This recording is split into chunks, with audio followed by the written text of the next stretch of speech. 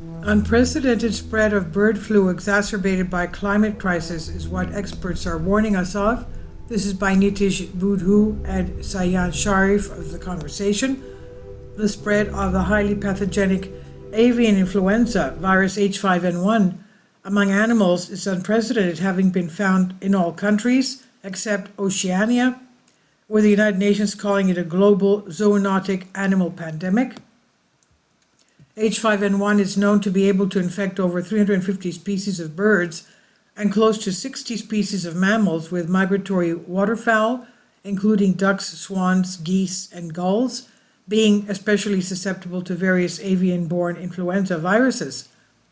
H5N1 infected waterfowl are normally asymptomatic carriers. However, these birds can infect other species, including mammals, along their migratory routes.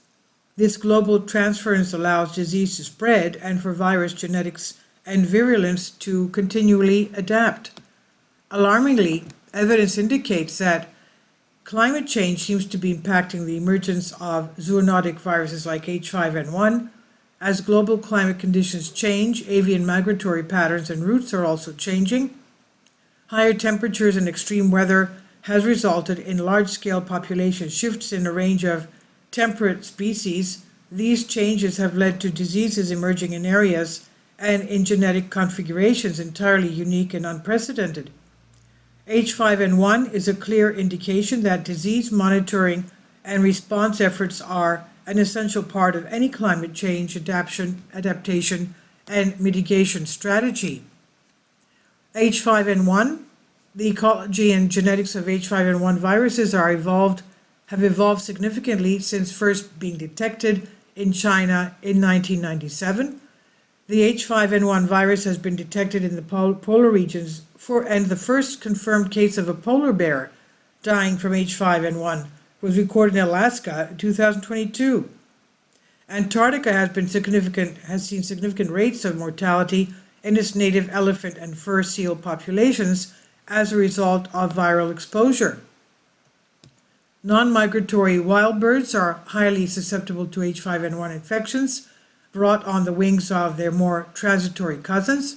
There have been approximately 75,000 bird casualties globally as per the World Animal Health Information System, but efforts to accurately estimate the total number of wild birds which have died as a result of H5N1 are hampered by issues in data quality and availability. Meanwhile, the 2022 report on the state of wild birds in the United States estimated that over 3 billion birds have been lost in part due to climate-related factors. On land, H5N1 virus has been detected in dairy cattle, and in 2024, a Texas agricultural worker was infected with H5N1. These cases suggest that H5N1 is adapting to infect mammalian hosts. In March of this year, reports began to emerge of unusual deaths in young goats from a farm in Minnesota, and that same farm had individuals in its poultry flock test positive for H5N1, and the goats and poultry shared similar spaces and water sources. It was later determined that the H5N1 strains in both the poultry and the goats were highly related. In May of 2024, the U.S. Department of Agriculture confirmed the detection of H5N1 in alpacas on a farm in Idaho. Similar to the previous cases, this farm also had a backyard poultry population test positive for H5N1, with unusual high amounts of the virus detected across the farm. To date, 12 states in the U.S. have reported outbreaks of H5N1, with 101 dairy herds affected. The discoveries of H5N1 on farms, alongside recent analysis of viral dispersal patterns, reiterate the importance of climate change shifting in migratory patterns of birds in the spread of viruses around the globe. The climate change and H5N1. There is increasing evidence that climate change is accelerating the global spread and emergence of new H5N1 variants, with evidence that wider seasonal variation is enabling the emergence of novel H5N1 virus variants. In North America, the warmer winters and earlier onset of spring, which global warming is causing, could show some moisture-related pathogens to survive and spread more easily. Meanwhile, cooler and wetter conditions can enhance the survival of influenza virus in bird droppings and contaminated water.